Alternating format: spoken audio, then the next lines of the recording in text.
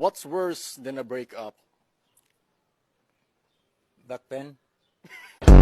What is the plural form of shell? Children. What is your favorite drink of all time? Breast milk. Do you think a woman can make you a millionaire? Yes, if I am a billionaire.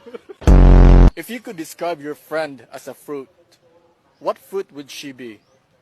If I had to describe my friend with one fruit, it would be a mango because she can't let that man go. How to avoid a bad day? You wake up at night. What do you call a person who does not eat meat? Valedictorian. What did Adam and Eve ate in the Garden of Eden? Snake?